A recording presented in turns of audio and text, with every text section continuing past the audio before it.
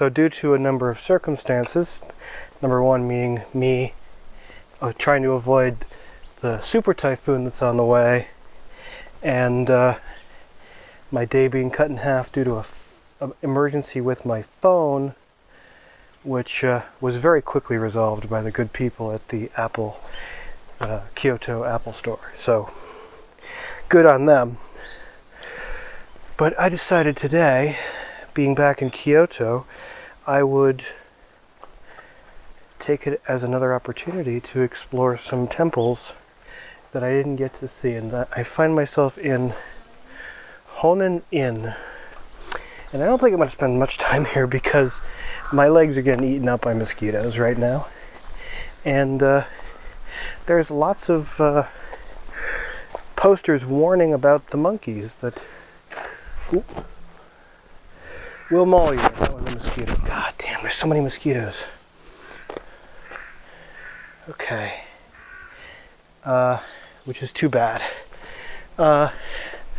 So, very beautiful temple grounds, but it's like right in the base of the mountains on the western side of, or eastern side of Kyoto, I'm sorry.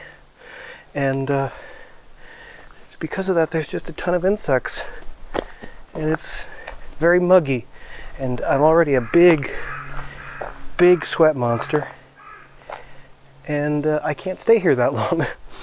But man, this is this temple, it's a temple right in the middle of Kyoto, right? Well, off to the eastern side, but it's near Ginkaku-ji, which I'm also going to go visit again as a redux. This looks like a temple that should be like way off into the countryside, but no, it's right here, right in Kyoto. And honestly, when you come and see it in real life, it's a little bit unbelievable, a little bit Ghibli-esque. So I'm gonna take some pictures, and we're gonna move on the philosopher's path to Ginkaku-ji. God, I'm trying to just whack the mosquitoes off my legs. It's terrible. It's so bad.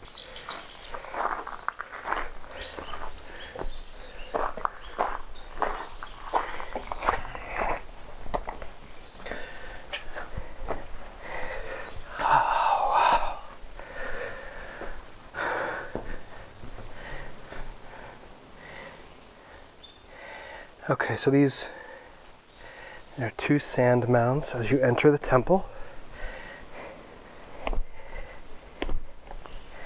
and very, very steep stairs. Okay, these are quite lovely.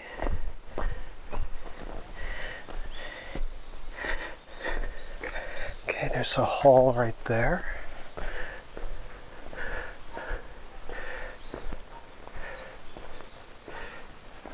It looks like there's an art gallery going on in that hall. But yeah, just like a beautiful place.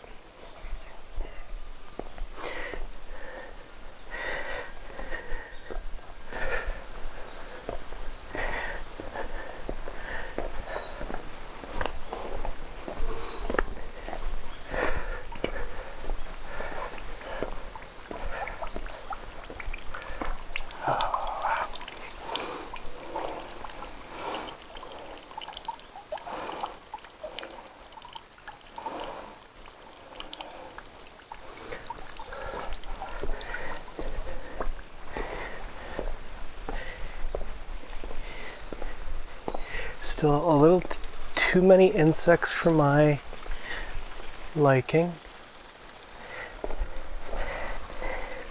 but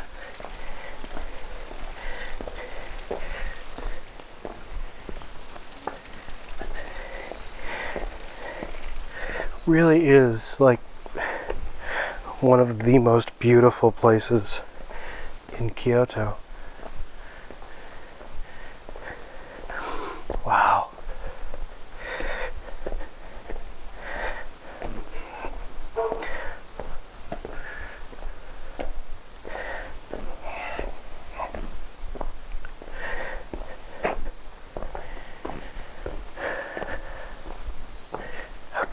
So here's one of the temple halls, and the sun is real bright and it's really messing with the exposure right now. And then here's a path, a stairway up to a shrine. You know, so there's a shrine with the image of a Buddha Vista. Really, really beautiful. So one more kind of quick look at the surroundings here. So there's the Buddha Vista. I'm standing at the actual shrine, and there's a bunch of stone lanterns around here, and it's like, wow, it's just so serene here and quiet, and I'm talking. A+. This is an A+ temple. Honen-in. So, truly, like, beautiful shrine, even with all the mosquitoes and the spiders.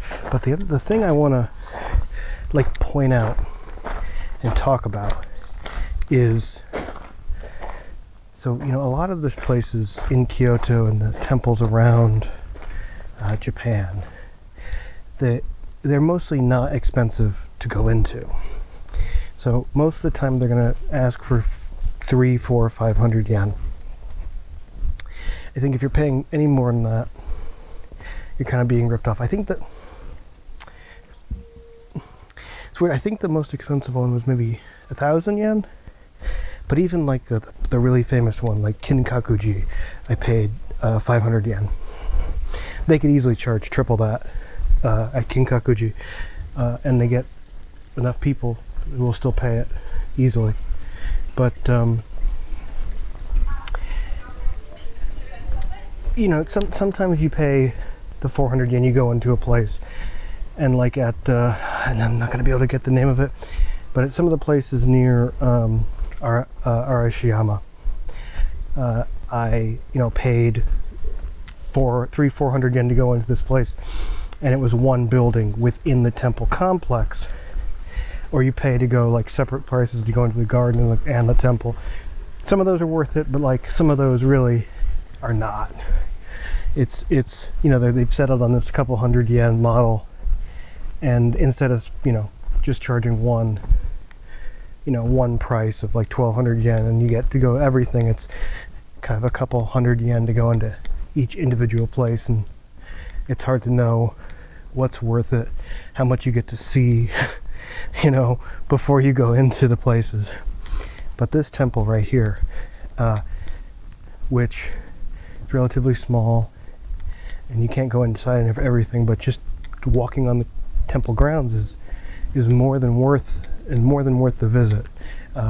Absolutely free, and there's a lot of them. Like the other temple was Cheon-in. This is Honen-in. The other one was Cheon-in, and it was closer to the city, Kyoto City proper. Right now we're up kind of almost leaving the city, up on the eastern side, as I said. But that one was also free. You can walk around the temple grounds. Some beautiful buildings there, just stuff picturesque. Took some great pictures there. But you can spend as much time as you want there. You don't have to pay a dime. So, in terms of like squeezing in as many temples as possible in Kyoto, if you do it smart, like you're gonna, and you do your research beforehand, you end up not spending much money at all. Another good example is the most famous shrine of all is Fushimi Inari. And to actually go onto the grounds of Fushimi Inari and walk through the torii gates, it's absolutely free. And you should buy a charm or something to thank the temple to help the temple keep it up, and to thank the priests for keeping it up. But ultimately there's no charge to go onto the temple grounds proper. Yeah, so I think that's what makes, one of the things that makes Japan different from other places that you can go sightseeing in. to get into famous places in New York City or Chicago or those places, you're spending a lot of money. But Kyoto, there's 1,600 Buddhist temples and 800 Shinto shrines, and for the most part, you're not going to pay anything just to explore them and check them out. So I am right now on the Philosopher's Path. This is the kind of bottom half of the Philosopher's Path, running north and south along the city. And from Honen-in, I'm going to walk to Ginkaku-ji, which I did a video about last year, but I'm here, and I think about Ginkaku-ji a lot. It was my favorite temple last year. It's the Fushimi Inari, I think, is more spectacular. That's a shrine, but it in terms of religious place, this one, just like the simple architecture and the way they built it, is beyond spectacular. And when I made the video last year, you can kind of watch that video and you get my live reactions of Ginkaku-ji. And it's really awe, for a lot of reasons. That I was on like my second day in Kyoto, and I did nothing but walk for the entire time I was here. And I was up since, I think I got up that day at 5 a.m. to go to Fushimi Inari before people got there. And it all kind of came to a head at Ginkaku-ji, and kind of the beauty of that place kind of reset myself, because honestly at that point I was starting to get weak. Look at this web. Oh my god. I don't know if you can really see it, but oh my god, it's insane. Oop.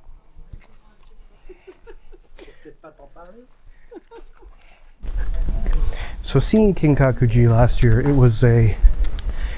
did help me like reset and center myself, and frankly that's the purpose of it. It's to, the architecture is supposed to put you at peace of mind, and it 100% did. And I think back on it often, very fondly.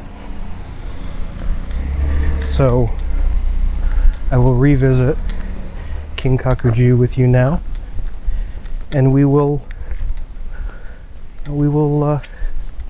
recenter myself, since the last 2 days have been stressful because of my phone not working and running from the typhoon and taking forever to get here yesterday. It's been an unnerving couple days. So let's hope the healing powers of Ginkaku-ji work their magic again. So I got these last year as well, but when I came here, Ginkaku-ji, it was actually 5 p.m. I hadn't eaten anything since like breakfast, and everything was closed down this street here, which is like it's like a hill with a bunch of shops lining it. So I got this guy again, which is just a grilled onigiri with soy sauce, and then I got the same thing with soy sauce and garlic. And I'm gonna taste this guy right now. Oh.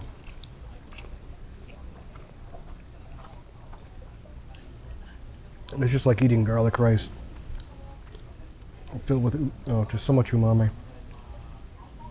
A+. If you come here, Get these onigiri. They're so good.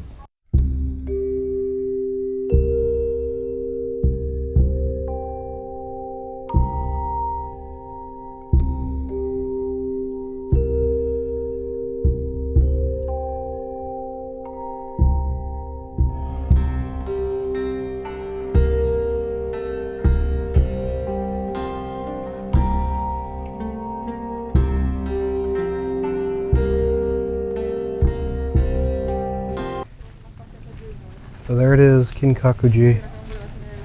And yes, I think it is bringing me as much peace as it did last year, although it's diminished a tiny bit because I've seen it before and I've stared at pictures of it for a very long time after I got home. But what I'm most excited about... Oh, so this looks bigger than it did last time.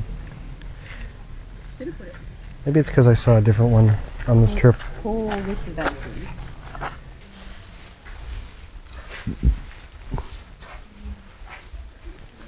There are unfortunately too many people here to get any truly great photographs. And I think I lucked out getting here so late last year, but really the real goal would be to get here as early as possible, to have as few people here as possible. But oh my goodness, such a beautiful place. So what I believe makes Ginkaku-ji so special, especially opposed to Kinkaku-ji. Ginkaku-ji is kind of like flashy, and you get that one beautiful image, and it's beautiful from the one angle. But Ginkaku-ji, it's beautiful from every angle in the temple grounds, and it's beautiful for different reasons at every angle, because of the way the trees change, the way the water changes. It's stunning for different reasons as you walk around the temple. And it's like you're seeing it for the first time over and over and over again. This is most definitely my favorite place in the city of Kyoto, and maybe the entire country of Japan. Maybe if the giant Gundam didn't exist, this would be my favorite place. No, I'm kidding. Alright, so the one thing I want to do before it's too late, and I got an hour, I got 50 minutes, because the temple grounds close at 5 o'clock, is I'm going to climb up the ridge, which I wasn't able to do last time.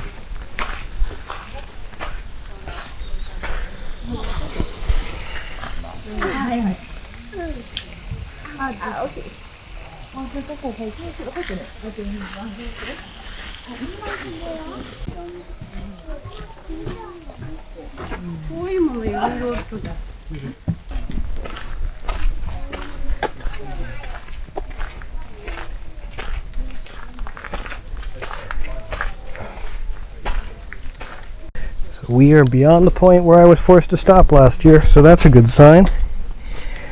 It's just a lot of goddamn stairs to go. I thought I was done with climbing stairs when I got back to the United States.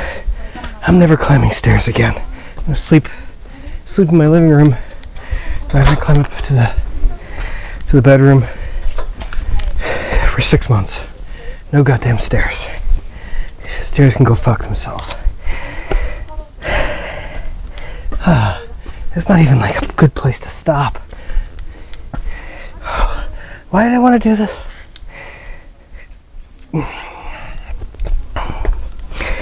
Oh boy, oh boy, oh boy, oh boy.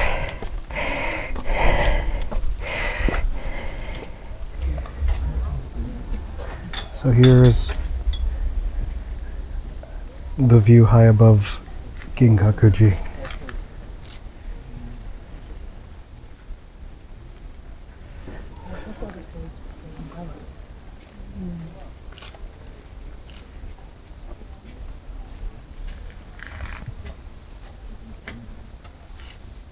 And again, the temple continues to be more impressive from every different angle that you can see it from.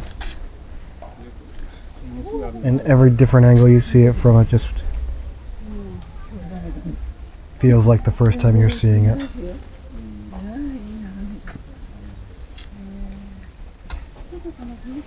Really is a beautiful place.